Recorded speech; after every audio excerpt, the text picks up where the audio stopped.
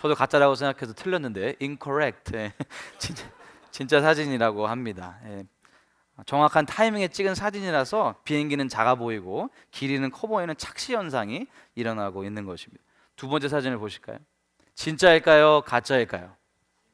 진짜, 가짜. 예, 진짜입니다. 네, 중력을 무시한 것처럼 보이지만 위에 전기줄 때문에 잘 달려 있는 것입니다. 다음 세 번째 사진을 보실까요? 진짜일까요? 가짜일까요? 진짜, 예, 가짜입니다. 예. 처음 두 개가 진짜라서 예, 가짜. 오른쪽에 있는 곰을 오려가지고 왼쪽에 갖다 붙인 거라고 합니다. 예, 네 번째 사진 보실까요? 진짜일까요? 가짜일까요? 예, 가짜입니다. 이분은 존재하지 않는 얼굴을 가지신 분이십니다. 다섯 번째 사진을 보실까요? 진짜일까요? 가짜일까요? 예, 두 개의 진짜 사진을 합성한 가짜입니다. 예. 마지막 여섯 번째 사진입니다. 진짜일까요? 가짜일까요? 예, 진짜입니다. 실제로 존재하고 있는 바다는 파란색 빛이 이렇게 밤에 임하는 그런 곳이 있다고 합니다. 여러분 몇 개나 맞추셨나요? 혹시 다 맞추신 분 계신가요? 하나도 안 틀리고 제가 상품을 준비했는데 아쉽게도 상품을 드리진 못할 것 같습니다. 혹시 위에 답변에 대해 이의가 있으신 분들은 BBC에 문의를 해주시기 바랍니다. 저는 오늘 설교를 시작하면서 재미있는 실험을 했습니다. 우리의 눈은 사진만 봐도 그것이 진짜인지 가짜인지 대략적으로 판단할 수 있습니다. 일단 우리의 신앙생활은 어떤가요? 여러분 혹시 신앙생활을 하시면서 다음과 같이 생각하시거나 말해본 적이 있으신가요? 와, 저 사람은 진짜 예수님을 믿는 분이야. 그때 왜 그렇게 생각하셨나요? 왜 그렇게 말하셨나요? 분명히 가시적으로 무언가가 달라 보였기 때문입니다. 우리가 신앙생활을 하면서 내가 진짜 그리스도인인지 가짜인지 판단할 수 있는 기준들이 과연 있을까요? 만약에 있다면 그 기준들은 도대체 무엇일까요?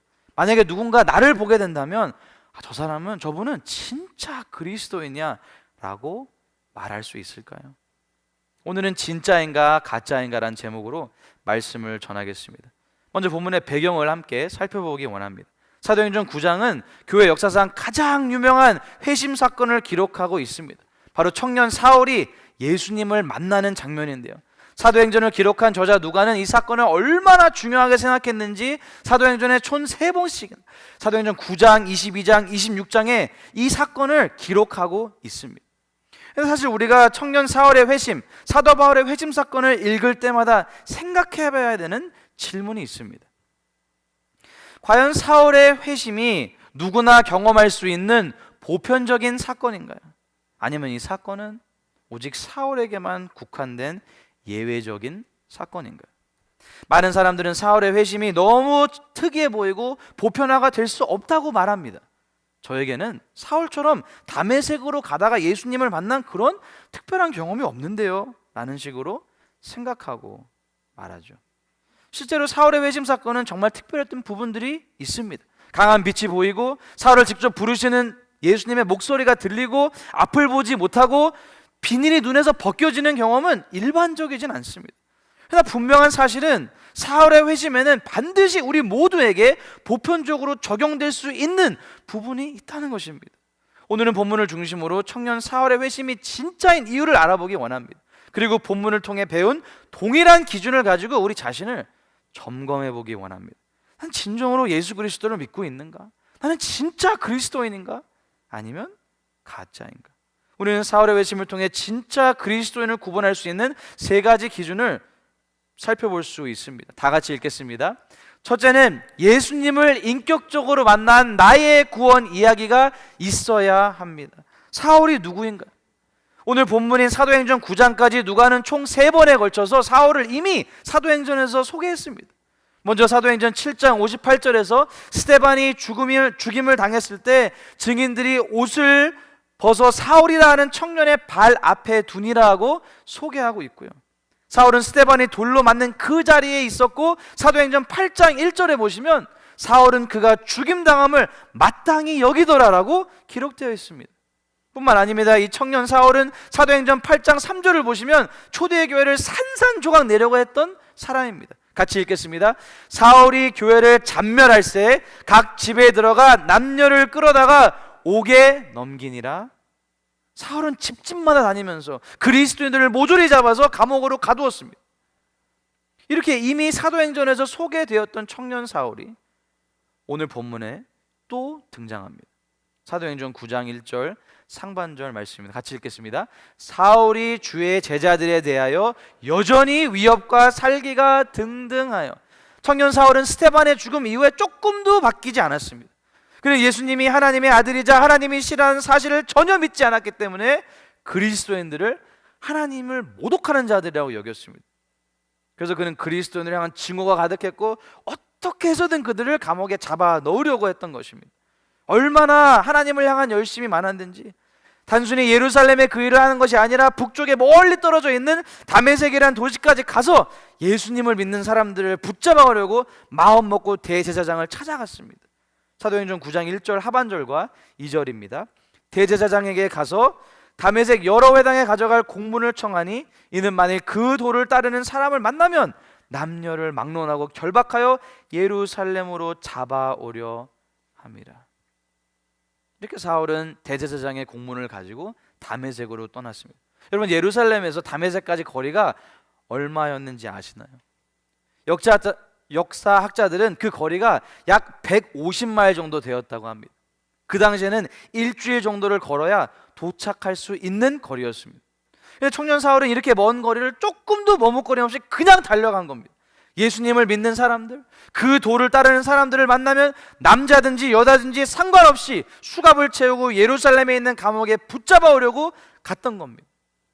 근데 바로 이런 상황 가운데서 예루살렘에서 다메섹으로 가고 있는 도중에 예수님께서 사울을 찾아오십니다. 사도행전 9장 3절 말씀입니다. 사울이 길을 가다가 다메섹에 가까이 이르더니 호련히 하늘로부터 빛이 그를 둘러 비추는지라. 그리고 목소리가 들렸습니다. 사도행전 9장 4절 하반절을 같이 읽겠습니다. 사울아 사울아 내가 어찌하여 나를 박해하느냐. 사울은 어떻게 대답하나요? 사도행전 9장 5절입니다. 대답하되 주여 누구시니까? 이르시되 나는 내가 박해하는 예수라. 청년 사울은 이 순간에 얼마나 놀랐을까요? 당시 유대인들은 소리와 함께 강한 빛이 나타나는 것은 하나님의 계시가 일어나고 있음을 의미하고 있었습니다. 그러므로 바울은 지금 이 목소리가 자신이 그렇게도 따르는 하나님이라는 것을 알았을 겁니다. 그런데 하나님께서 나는 바로 네가 박해하고 있는 예수다라고 말씀하신 겁니다. 예수님에 대한 모든 증언이 다 사실임을 깨닫게 되는 그 순간이었습니다. 얼마나 충격을 받았는지 본문 9절 말씀을 보시면 3일 동안 아무것도 먹지 못하고 마시지도 못했다고 기록하고 있습니다. 얼마나 놀랐을까요? 자신이 가짜라고 생각했던 나사렛 예수가 진짜였습니다.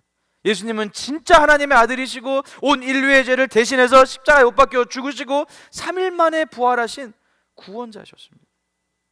청년 사울에게 예수님을 인격적으로 만난 이 순간은, 이 경험은 얼마나 강력했는지 그는 기회가 있을 때마다 계속해서 자신의 경험을 나눕니다. 사도행전 22장에서는 유대 지도자들 앞에서 사도 바울이 된 청년 사울이 이렇게 간증합니다. 같이 읽겠습니다. 사도행전 22장 4절부터 6절입니다. 내가 이 돌을 박해하여 사람을 죽이기까지 하고 남녀를 결박하여 옥에 넘겼노니 이에 대제사장과 모든 장로들이 내 증인이라. 또 내가 그들에게서 다메섹 형제들에게 가는 공문을 받아가지고 거기 있는 자들도 결박하여 예루살렘으로 끌어다가 형벌받게 하려고 가더니 가는 중 다메섹에게 가까이 갔을 때 오정쯤 되어 호련히 하늘로부터 큰 빛이 나를 둘러 비치매.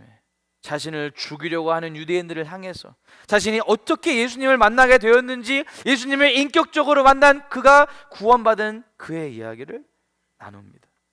뿐만 아닙니다. 사도행전 26장에서는 아그리파 왕 앞에서 사도 바울은 또다시 자신이 예수님을 어떻게 만났는지, 어떻게 구원받았는지 그 이야기를 계속해서 나눕니다. 이렇게 사도 바울은 계속해서 자신이 어떻게 예수님을 인격적으로 만났는지, 과거의 삶은 어땠는지, 어떻게 구원을 받았는지 이야기를 했던 겁니다. 왜 그런가요? 청년 사울이 예수님을 만난 사건은 진짜였기 때문입니다. 이 경험은 도무지 부인할 수 없고, 청년 사울은 이 사건 때문에 자신의 온 삶이, 자신의 인생이 완전히 변화되었기 때문입니다. 그래서 누구를 만나든지 상관없이 계속해서 자신을 인격적으로 만나주신 예수님, 자신을 죄 가운데 구원해 주신 예수님에 대해 간증을 하고 있는 것입니다. 사랑하는 시카로 가족 여러분, 우리에게도 이 기준은 동일하게 적용될 수 있습니다. 여러분에게는 예수님을 만났던 이야기가 있으신가요? 언제 예수님이 정말로 여러분의 주님과 구원자가 되셨나요? 혹시 예수님을 인격적으로 아직 만나지 않고 교회만 출석하고 계시다면 스스로 점검해서 예수님을 꼭 인격적으로 만나야 합니다. 오직 예수님을 인격적으로 만날 때만이 우리의 모든 삶이 변화될 수 있습니다. 예수님께서는 자신을 받게 했던 청년 사울의 삶을 찾아오신 것처럼 오늘도 우리들의 삶 가운데 찾아오시고 우리와 함께 교제하고 싶어 하시는 인격적인 분이십니다. 요한계시록 3장 20절을 다 같이 읽겠습니다. 볼지어다 내가 문 밖에 서서 두드리노니 누구든지 내 음성을 듣고 문을 열면 내가 그에게로 들어가 그와 더불어 먹고 그는 나와 더불어 먹으리라. 아멘. 예수님과의 인격적인 만남은 예수님을 믿는다고 말하는 모든 그리스도인들에게, 우리 모두에게 가장 중요한 신앙생활의 시작이 됩니다. 만약 아직까지도 예수님을 인격적으로 만나지 못하셨다면, 예수님이 나의 주님이시고 나의 구원자가 아니시라면 오늘 예배를 통해 마음의 문을 지금도 두드리시는 예수님의 음성을 들으시고 마음의 문을 활짝 여시기를 바랍니다. 마음의 문을 열 때 예수님께서 약속해 주신 대로 우리를 인격적으로 만나 주실 것입니다. 그리고 예수님을 만나는 그 순간이, 그 경험이 우리의 신앙생활에 있어서 단단한 기초가 될 것입니다. 숨지마 내 인생이잖아 라는 책을 혹시 아시나요? 저자 김혜영 씨는 태어난 지 며칠 만에 술에 취한 아버지가 그녀가 딸이라는 이유만으로 홧김에 던져버리는 바람에 척추를 다쳐서 척추 장애인이 되었습니다. 허리가 굽어서 다 자랐는데도 키가 134cm입니다. 우울증에 걸린 김혜영 씨의 어머니는 아버지에 대한 분노를 조절하지 못해서 이유 없이 수시로 자기 딸을 때렸습니다. 그리고 김혜영 씨가 초등학교를 졸업한 지 얼마 되지 않아서 그의 아버지는 삶을 비관하고 자살해버렸습니다. 아버지가 돌아가신 지 6개월 후에 어머니가 칼을 들고 자신을 죽이겠다고 덤벼드는 바람에 김혜영 씨는 살기 위해 집을 나와버렸습니다. 이때 그의 나이가 14살이었습니다. 그러나 이렇게 초라하고 비참한 장애의 여자아이를 예수님께서는 찾아오셨습니다. 기술교육원에 있는 크리스천 선생님의 전도를 통해 예수님을 만나게 됩니다. 김혜영 씨는 마음이 뒤집어졌다라고 자신의 책에서 고백하고 있습니다. 그냥 이 순간에 예수님을 인격적으로 만났고요. 그 이후로 예수님의 도우심으로 무일푼으로 미국으로 건너와서 여러 사람들로부터 물질적인 지원을 받아 미국 나약대학교와 컬럼비아 대학원에서 사회복지학 학사와 석사 과정을 마쳤습니다. 그리고 사회복지 전문가이자 선교사로 세계 여러 곳을 다니면서 활동하면서 자신이 만난, 자신이 인격적으로 체험한 예수님을 전하고 있습니다. 사랑하는 시카로 가족 여러분, 우리도 예수님을 인격적으로 나의 구원자로 만난 이야기가 반드시 있어야 할 줄로 믿습니다. 그때 진짜 신앙생활이 시작이 되는 겁니다. 우리는 오늘 사울의 회심을 통해 진짜 그리스도인을 구분할 수 있는 세 가지 기준을 살펴보고 있는데요. 두 번째 기준을 다 같이 읽겠습니다. 둘째는 예수님을 닮아가는 삶의 실제적인 변화가 있어야 합니다. 청년 사울은 예수님을 인격적으로 만난 이후에 그의 삶이 완전히 변했습니다. 특별히 그 변화는 사울이 아나니아를 만나고 난 뒤로 일어나는데요. 사울은 예수님을 만난 이후에 앞을 보지 못해서 같이 가던 사람들의 손에 이끌려 다메섹으로 들어갑니다. 사흘 동안 보지도 못하고 먹지도 못하고 마시지도 않았습니다. 이런 사흘을 보내고 있을 때 예수님께서는 환상 중에 아나니아라 하는 제자를 부르십니다. 그에게 이렇게 말씀하시더라고요. 사도행전 9장 11절과 12절입니다. 주께서 이르시되 일어나 직가라 하는 거리로 가서 유다의 집에서 다소 사람 사울이라 하는 사람을 찾으라. 그가 기도하는 중이니라. 그가 아나니아라 하는 사람이 들어와서 자기에게 안수하여 다시 보게 하는 것을 보았느니라 하시거늘. 근데 아나니아는 이 말을 듣고 네 알겠습니다 라고 하지 않습니다. 사울에 대해 이미 소문을 많이 들었고 과연 주님께서 정말 말씀하시는 사울이 이 사울이 맞는지 다시 주님께 묻습니다. 사도행전 9장 13절과 14절입니다. 같이 읽겠습니다. 아나니아가 대답하되 주여 이 사람에 대하여 내가 여러 사람에게 듣사온즉 그가 예루살렘에서 주의 성도에게 적지 않은 해를 끼쳤다 하더니 여기서도 주의 이름을 부르는 모든 사람을 결박할 권한을 대제사장들에게서 받았나이다 하거늘. 아나니아가 이렇게 질문한 이유가 무엇인가요? 청년 사울에 대한 소문을 들었는데 그가 진짜로 예수님을 믿게 되었는지 아니면 가짜는 혹시 아닌지 알아보기 위함이었습니다. 그의 질문에 대해서 예수님께서는 너무나도 분명한 답변을 주시죠. 사도행전 9장 15절을 같이 읽겠습니다. 주께서 이르시되 가라, 이 사람은 내 이름을 이방인과 임금들과 이스라엘 자손들에게 전하기 위하여 택한 나의 그릇이라. 아멘. 그래서 아나니아가 사울을 만나면서 어떻게 되나요? 그 순간부터 사울의 삶은 완전히 변화되게 됩니다. 사도행전 9장 20절입니다. 즉시로 각 회당에서 예수가 하나님의 아들이심을 전파하니. 그동안 예수님을 믿던 사람들을 박해하던 청년 사울이 즉시로 예수 믿는 사람들을 잡아들이려고 갔던 그 회당에 가서 예수님이 하나님의 아들이십니다, 예수님이 유일한 구원자이십니다 라고 전하기 시작했습니다. 결국 청년 사울은 우리가 잘 아는 사도 바울이 되고요, 그의 남은 평생에 계속해서 예수님을 닮아가는 노력을 하게 됩니다. 물론 한 번에 모든 삶이 변화되지는 않을 수 있지만 예수님을 진정으로 믿는 사람은, 예수님을 인격적으로 만난 사람은 어제보다는 오늘이, 오늘보다는 내일이 더 예수님을 닮아가야 합니다. 성령의 9가지 열매인 사랑과 희락과 화평과 오래 참음과 자비와 양선과 충성과 온유와 절제가 삶 가운데 나타나야 되는 겁니다. 예수님을 믿은 후에도 예전과 똑같은 삶을 살고 있다면, 똑같이 불평불만하며 똑같이 걱정하며 똑같이 화를 참지 못하고 있다면 우리의 믿음을 반드시 점검해 봐야 됩니다. 특별히 이것을 주변에 있는 친구들과 가족들에게 물어보시는 것을 추천드립니다. 저는 지난주 수요일에 저희 교육자분들과 함께 조정민 목사님이 인도하시는 목회자 세미나에 다녀왔는데요, 거기서 목사님께서 아주 재미있는 말씀을 하셨습니다. 저는 성도님들 가정에 신방을 갈 때마다 그 집사님의 성도님의 자녀들에게 이렇게 물어봅니다. 너희 엄마 아빠가 지난번보다 얼마나 많이 바뀌었니? 저도 앞으로 신방 갈 때 우리 자녀들에게, 배우자들에게 이 질문을 하려고 하는데요, 미리 목사님 오시니까 바뀌었다고 답변해야 돼 라고 말하시고 세뇌시키시면 안 됩니다. 정말로 예수님을 인격적으로 만난 그리스도인이라면 예수님을 닮아가는 변화가 끊임없이 우리의 삶 가운데 일어나야 합니다. 이번 한 주도 우리 주변에 있는 친구, 가족들에게 이 질문을 한번 해보기 원합니다. 혹시 나 작년보다, 지난달보다 얼마나 더 예수님을 닮아졌어? 거울을 보며 스스로에게 질문해보기 원합니다. 나는 어제보다 오늘 더 예수님을 닮아졌는가? 함께 읽어보겠습니다. 나는 어제보다 오늘 더 예수님 닮아졌는가? 매일매일 더 예수님을 닮은 모습으로 변화되는 우리 모든 슈가로프 가족들이 될 수 있기를 간절히 바랍니다. 멀시미의 I Can Only Imagine이란 찬양을 아시나요? 이 찬양은 동일한 제목으로 2018년에 영화로도 만들어졌습니다. 찬양의 배경은 작곡가 버트 밀러드의 인생 이야기인데요, 버트는 3살 때 부모님이 이혼하시면서 아주 힘든 어린 시절을 보내게 됩니다. 어머니는 재혼을 하시고 버트는 어쩔 수 없이 남동생 아서와 함께 아버지와 함께 살게 됩니다. 근데 아버지는 너무나도 폭력적이었습니다. 어린 시절 매일 두려움 속에서 살아야만 했습니다. 아버지는 술을 마시거나 마약을 하지는 않으셨지만 화를 참지 못하는 성격을 가졌습니다. 창피한 일을 경험하거나 운전하다가 기분 나쁜 일을 경험하면 그냥 주먹으로 자녀들을 때렸다고 합니다. I was like his punching bag.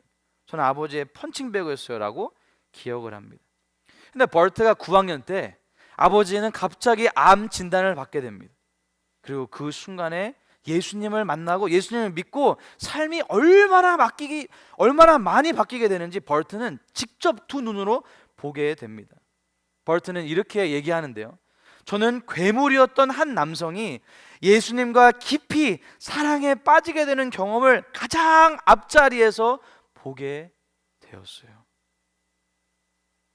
아버지는 그 이후 버트가 대학교 1학년 때 세상을 떠나게 됐는데 그는 아들의 가장 친한 친구가 되고 아들이 아는 하나님을 가장 경외하는 사람으로 변화되게 됩니다. 실제적인 아버지의 삶의 변화를 보면서 버트의 인생은 완전히 달라집니다. 어떻게 인생을 살아야 되는지 방향이 완전히 달라지게 되었다고 고백하고 있습니다. 예수님을 인격적으로 만나고 진짜 그리스도인이 되었던 아버지의 변화 때문에 버트는 음악만 좋아하던 한 학생에서 하나님의 사역을 감당하는 사역자의 길을 걷게 된 것입니다.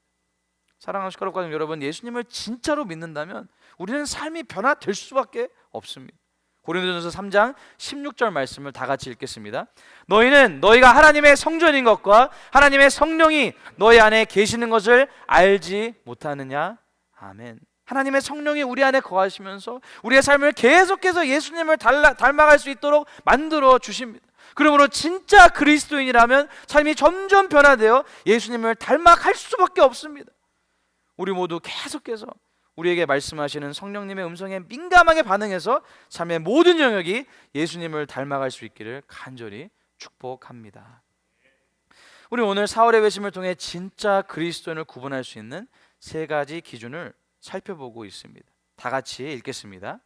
셋째는 예수님을 전하지 않으면 견디지 못하는 전도의 모습이 있어야 합니다. 청년 사울은 예루살렘에서 다메섹으로 오는 길에 예수님을 만나고 눈이 어두워져서 앞을 보지 못했습니다. 3일 동안 아무것도 먹지 못하고 마시지도 않고 마침내 아나니아가 찾아왔습니다. 그에게 안수하면서 어떻게 말하나요? 사도행전 9장 17절 하반절입니다. 형제 사울아, 주 곧 내가 오는 길에서 나타나셨던 예수께서 나를 보내어 너로 다시 보게 하시고 성령으로 충만하게 하신다. 그 다음에 어떻게 되나요? 사도행전 9장 20절을 다 같이 읽겠습니다. 즉시로 각 회당에서 예수가 하나님의 아들이심을 전파하니. 즉시로 각 회당을 다니면서 무엇을 하나요? 예수가 하나님의 아들이십니다 라고 전도합니다. 사람들이 얼마나 놀랐을까요?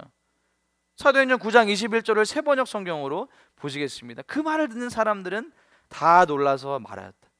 이 사람은 예루살렘에서 예수의 이름을 부르는 이들을 마구 죽이던 바로 그 사람이 아닌가?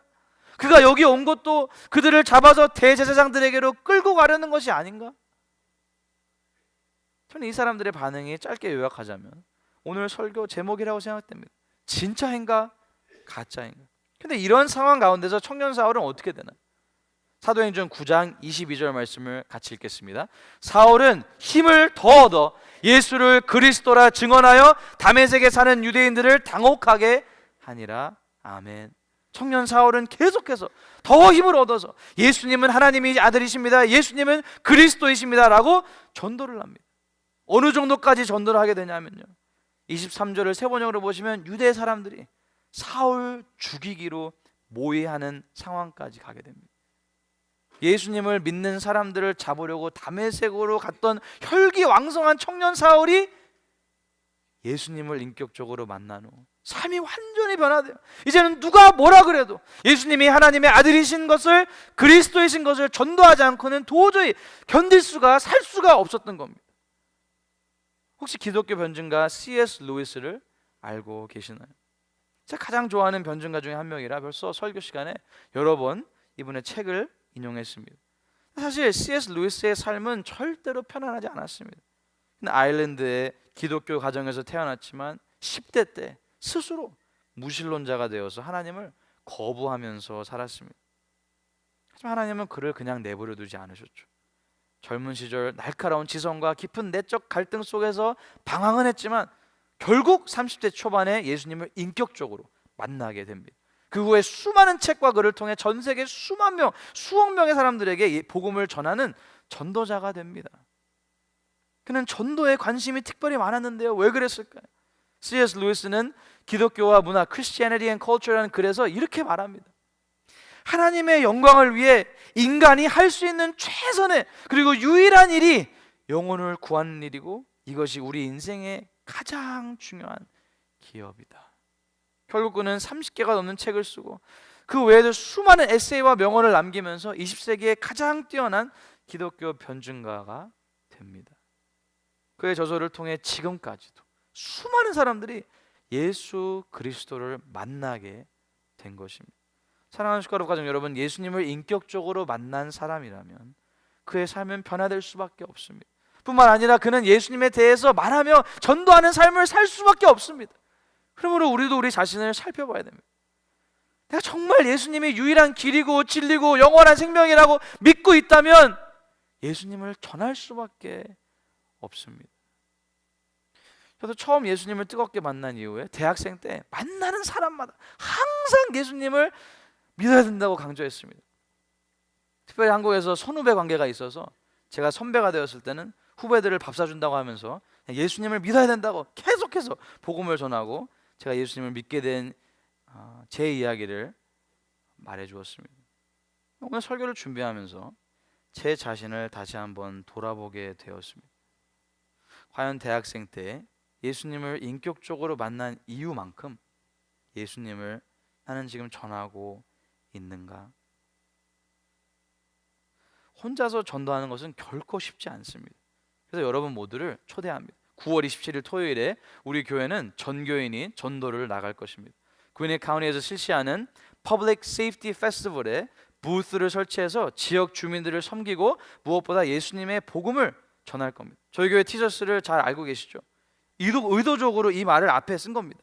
Jesus changed my life, ask me how. 우리가 진짜인지 가짜인지 확인할 수 있는 방법은 내가 예수님을 얼마나 전하고 있는지입니다. 예수님을 믿으면 영원한 생명을 얻고 그렇지 못하면 영원한 형벌을 받을 수밖에 없는 것이 진짜라면, 사실이라면 우리의 가족, 친구, 우리의 동료는 반드시 예수님을 믿어야 됩니다. 우리가 모르는 영혼들도 반드시 예수님을 믿어야 됩니다. 영혼 구원을 향한 열정이 저와 여러분의 마음 가운데 활활 타오를 수 있기를 예수님의 이름으로 축복합니다. 말씀을 정리하겠습니다. 우리 오늘 사울의 회심을 보면서 진짜 그리스도인을 구분할 수 있는 세 가지 기준을 알아봤습니다. 같이 읽겠습니다. 첫째는 예수님을 인격적으로 만난 구원의 이야기가 있어야 합니다. 둘째는 예수님을 닮아가는 삶의 실제적인 변화가 있어야 합니다. 셋째는 예수님을 전하지 않으면 견디지 못하는 전도의 모습이 있어야 합니다. 그런데요, 이 모든 것이 가능한 이유가 무엇인지 아시나요? 사울의 회심에 있어서 가장 핵심적인 단어 하나를 선정하라면 그것은 은혜입니다. Grace. 사울이 언제 예수님을 인격적으로 만나게 됐나요? 그는 예수님을 믿는 사람들을 잡으려고 대제사장들에게 권한을 받고 다메섹으로 가는 도중에 예수님을 만났습니다. 여기서 사울이 한 것은 뭐가 있나요? 아무것도 없습니다. 예수님께서 일방적으로 사울을 만나 주신 것입니다. 이것이 바로 은혜입니다. 받을 자격이 없는 자에게 거저 주시는 하나님의 선물이죠. 청년 사울은 하나님의 은혜 때문에 변화되었고 예수님을 인격적으로 만난 그날부터 남은 평생 오직 예수님만을 위해서 살았습니다. 사도 바울의 고백이 저와 여러분의 고백이 되기를 간절히 소망하면서 사도행전 20장 24절 말씀을 우리 힘있게 같이 읽겠습니다. 내가 달려갈 길과 주 예수께 받은 사명 곧 하나님의 은혜의 복음을 증언하는 일을 마치려 하면은 나의 생명조차 조금도 귀한 것으로 여기지 아니하노라. 아멘. 사랑하는 시카르 가족 여러분, 오늘 우리는 청년 사울이 예수님을 만나는 장면을 살펴봤습니다. 그리고 그의 경험은 가시적으로 볼 수 있을 만큼 실제적인 삶의 변화를 가져왔다는 것도 봤습니다. 우리들의 삶은 어떤가요? 우리가 예수님을 믿게 된 것은 하나님의 은혜입니다. 우리의 삶에 예수님을 믿기 이전과 예수님을 믿은 이유가 변화될 수 있는 이유도 바로 하나님의 은혜입니다. 우리가 예수님을 전하지 않으면 견딜 수가 없는 마음을 가지게 되는 이유도 하나님의 은혜입니다.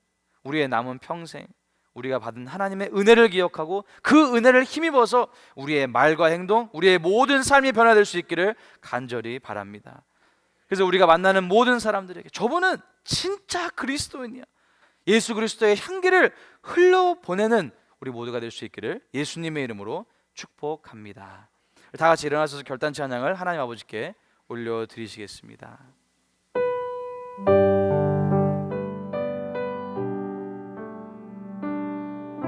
나 같은 죄인 살리신 주 은혜에 놀라워 잃었던 생명 찾았고 광명을 얻었네.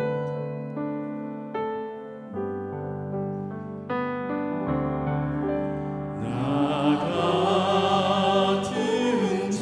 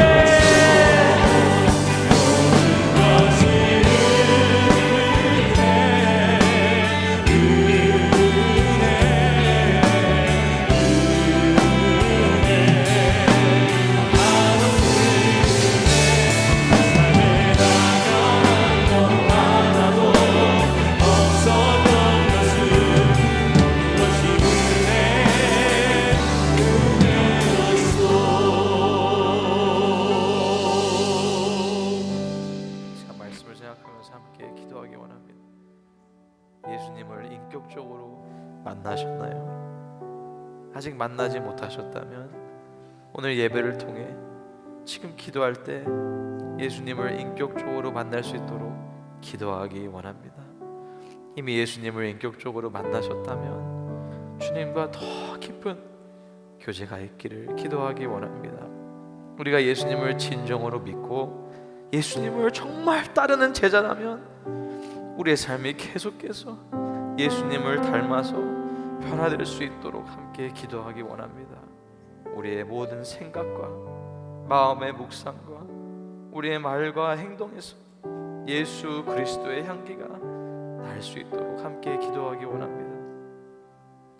무엇보다 지금도 영원한 죽음, 영원한 멸망을 향해 가고 있는 수많은 영혼들에게 예수 그리스도의 생명의 복음을 담대히 전할 수 있는 우리 모두가 될 수 있기를 이 시간 주님을 외치고 통성으로 함께 기도하겠습니다. 주여!